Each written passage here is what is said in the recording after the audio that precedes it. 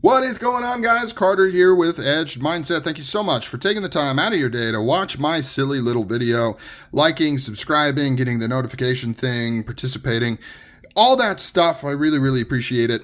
Couldn't do this without you. Wouldn't want to anyways. And if you're not doing those things, that's cool too. But, feel free to. It would help me out. But I get it. If you don't want to, got a lot going on. It's a big commitment. Subscribing to a YouTube channel, it's a big deal.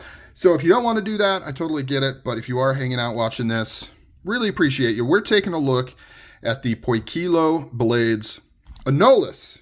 This is kind of a polarizing night for me. I've done an unboxing on this.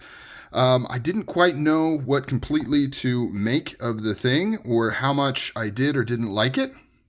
So we're going to talk through that today, kind of my opinions. Now, this is going to be more of a visual tabletop review. So just to kind of express that, right?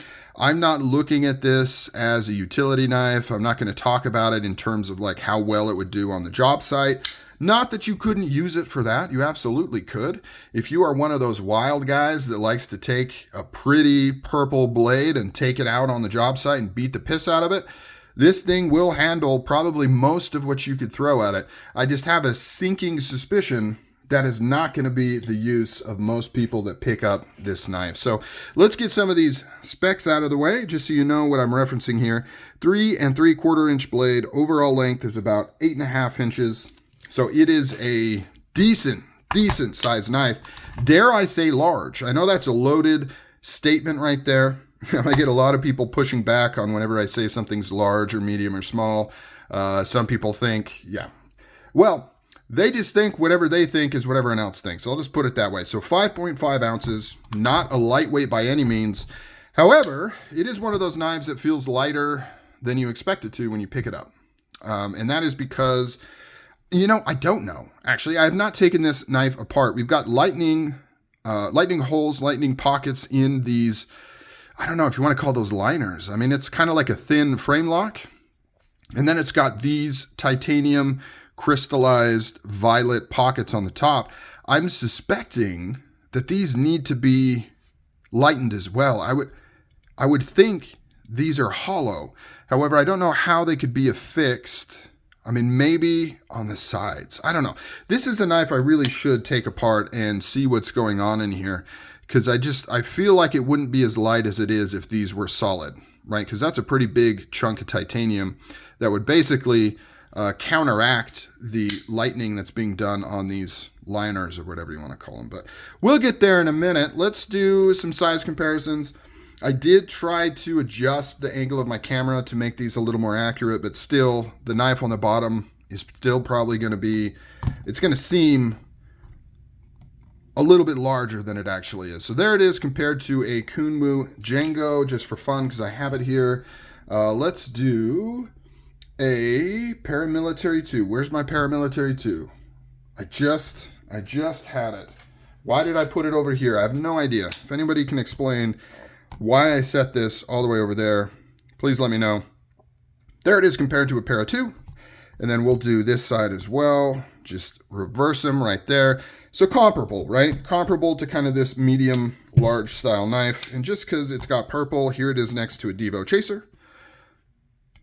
Come down here, quite a bit larger, obviously, as you can see right there. And we'll do the Orca from Poikilo just for fun. Here it is next to the Orca. Pretty close.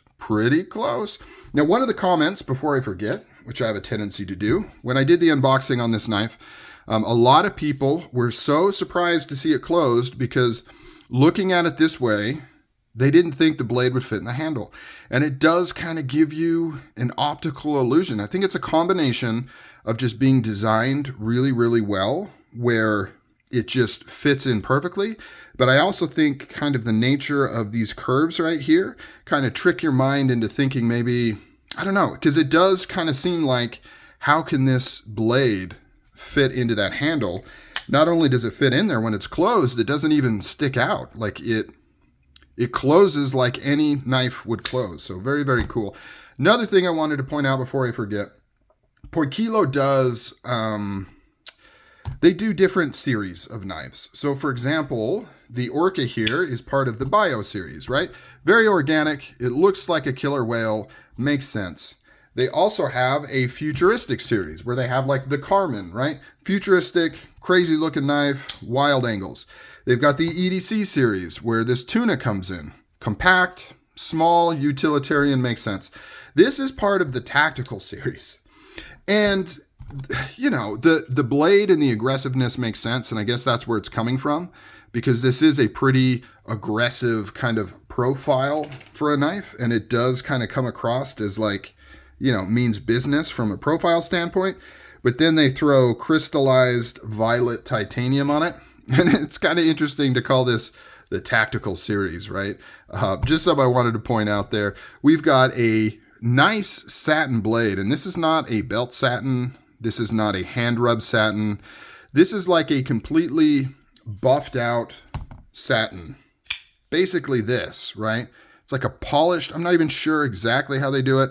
Can't really see grind lines in there, but it's also not super polished. So it's kind of a misty kind of polish. I don't know if they bead blast and then do a light polish over the top. Maybe that's what they do. And then of course this has a DLC coating over the top. You got this really cool swedge. I love this blade shape. It's kind of similar to the Riot Tiger that I like so much, just not with the compound grind and not quite as aggressive, I don't think. Or, you know, honestly, maybe from a silhouette standpoint, it actually is similar. It just doesn't have the compound grind thing going on. Cool swedge up at the top here. Plenty of cutting length. I really like how it is a full flat grind all the way through rather than the compound. Just a little bit different. Kind of cool, razor sharp. Nice plunge line, plenty far away from that. You got the Poikilo logo right there. Satin flats. Really nice, aggressive looking blade shape. Reasonable jimping on the back here. Could be more aggressive. They kind of do this a lot where it's got like the Morse code, you know, ... space ... But it works. It functions pretty dang well. This is a flipper only knife. You can see how high this flipper is. So really good leverage on there. It's not overly big either, which I really appreciate. I hate it when flippers stick super far out there. Not only do I think it looks ugly, but it takes up space in your pocket and it gets caught on things, and I just don't really care for it. Still creates kind of like a finger guard situation going on here to prevent you from sliding up on the blade. These, let's get a close-up of the crystallized titanium. So crystallized titanium is interesting. They take titanium, they put it in like a zero oxygen environment, and then they crush it with a bunch of like pressure, and it creates that crystallized pattern. But the interesting thing about that crystallized pattern is it goes all the way through the titanium. It is not a surface level pattern on there. It goes all the way through. Now, obviously, if you like took a high grit and sanded this, you wouldn't be able to see it just because it would be like obfuscated. But it goes all the way through. So you could modify this. You could round this and then polish it, and you would see that crystallized pattern again, which is pretty dang cool. Very interesting stuff, very expensive to do because it's just time intensive. You know, it's not particularly crazy complicated, but you have to have the machinery and you have to put in the time to get it to crystallize. And this has a lot of crystallized titanium. This one is anodized violet. This also comes in a version that is not DLC coated, that has blue crystallized titanium in case you prefer that one. In fact, I'm hoping Poikilo is going to send me one of those to check out for the channel and do some content on. So maybe we'll see one of those here in the future. DLC titanium handles, nice long back spacer with a little bit of patterning here, nothing too crazy, kind of fits flush. Very simple design overall. No screw on the pocket clip. It works well. I have carried this around the house. Fairly, you know, not deep carry, but not obnoxious carry. You know, that's about what you're looking at in the pocket, which is pretty nice. Ergonomics on this thing is actually really good. These crystallized titanium overlays kind of create an overall, here, let me see if I can get it. Kind of an overall contoured, rounded type thing going on. And you don't feel any of these edges, right? This feels all smooth in your hand. Nothing sharp. You know, you don't feel this kind of, when you're putting it in your hand, you really don't feel this drop off on here, which is kind of what I thought was going to happen you know, that you'd notice that. You don't notice that at all.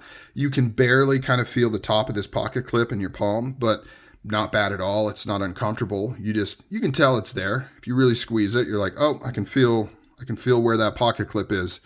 Action, amazing. Detent is perfect. You can see how hard this thing fires. Detent is just tuned to perfection. Drop shutty, running on multi-row bearings. All of the Poikilos I've seen is running on multi-row, which is chef's kiss. My opinion, my fairly uneducated bearing opinion, no need to try to swap these out for skiffs. Not that, I don't know if any skiffs fit this, but probably. But in my opinion, no need to. You got the multi-row ceramic bearings, and it is, I mean, this is not even that broken in, and it just floats down and shuts. And there is a good amount of lock bar tension to give you this really hard fire open. So tuned really, really well. Lock bar insert, all the normal stuff. Nice early lockup. Very, very cool. Absolutely love this knife. Leave your comments down below. What do you think of the Anolus? Until the next video, I'm out. Take care.